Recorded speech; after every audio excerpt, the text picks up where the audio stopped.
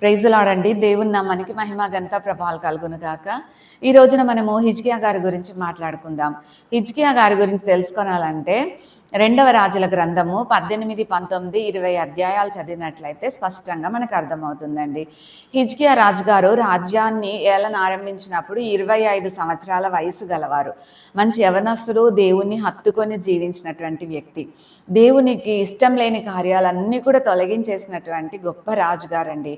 మరి ఆ రాజుగారు తన రాజ్యాన్ని ఏలన ఆరంభించిన కొన్ని సంవత్సరాల తర్వాత మరణకరమైన రోగంతో బాధపడటం జరుగుతుంది.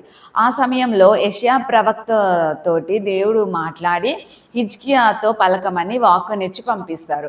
ఆ ప్రకారం యెషయా గారు హిజ్కియా రాజునొద్దకు వెళ్ళి, మీరు మరణకరమైనటువంటి రోగంతో మీరు బాధపడుతున్నారు, మీరు మరణమగుదురు అని సెలవిచ్చినప్పుడు ఆయన పాపం మంచం మీద పడుకొని ఉండవచ్చండి. గోడ తట్టుకు మొహం తిప్పుకొని, ప్రభువా నీకు ఇష్టమైన జీవితం జీవించాను కదయ్యా, నేను ఎంతో యథార్థవంతుడిగా నేను నీ అందు వర్ధిల్లాను కదా తండ్రి, నాకెందుకయ్యా ఇలాగనేసి ఆయన హృదయాన్ని కుమ్మరించి మరి ప్రభువారితో ముచ్చటించడం జరుగుతుంది.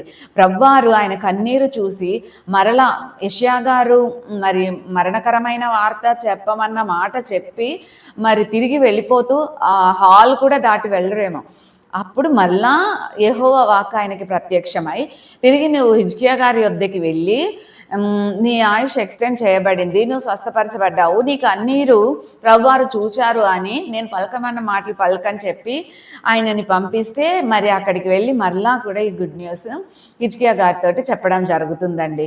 చెప్పిన తర్వాత అంజూరం ఫిగ్స్ ఉంటాయి కదా, ఆ అంజూరపు గుజ్జుతోటి మరి ఎక్కడైతే పుండు అయ్యిందో హిజ్కియా గారికి ఆ పుండు పైన మరి అది ఉంచడం జరుగుతుంది.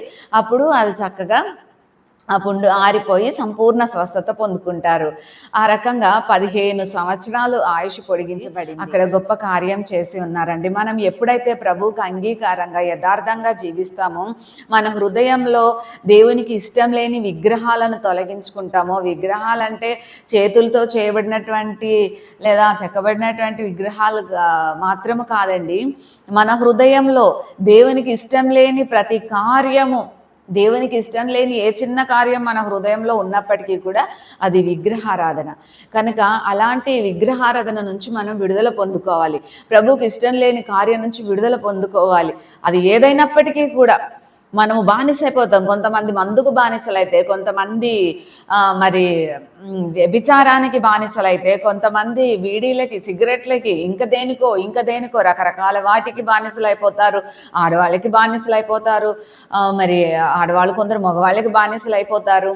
ఇలాగా హృదయంలో ఏదో పెట్టుకొని మనము ఉన్నట్లయితే దేవుని కంటే ఎక్కువగా ప్రేమించినట్లే కదా. దేవునికి ఇవ్వవలసిన ప్రయారిటీ దేవునికి ఇవ్వకుండా మన హృదయంలో గూడు కట్టుకుని ఉన్న ఆ విగ్రహానికి ఇచ్చినట్లే కదా. సో అట్టి విగ్రహాలను మన నుంచి తొలగించుకొని ప్రభువే సమస్తం అనుకొని జీవించినప్పుడు ప్రభు మన జీవితాల పట్ల కూడా అద్భుత ఆశ్చర్య కార్యాలను చేస్తారు. చెడుని ఆశయించుకోవాలి, మంచిని హత్తుకోవాలి. మన క్రియలు బాగుండాలి, మన మాట తీరు బాగుండాలి. మనము ఎలా జీవిస్తున్నాం ఏంటి, ప్రభువు అది అన్నీ కూడా చూస్తున్నారు. సీసీ కెమెరాలు కొంత మట్టుకే కవర్ చేయగలుగుతాయేమో, కానీ ప్రభువారి కన్నులు ఎక్కడ ఉన్నా ఏం చేస్తున్నా చాలా స్పష్టంగా కవర్ చేస్తాయి. ఆ భయముతోటి అది కష్టపడి కాకుండా ఇష్టపడి మంచి కార్యాలను హత్తుకొని చెడు కార్యాలను విసర్జించి ప్రభువుకి ఇష్టలుగా జీవించి చూడండి.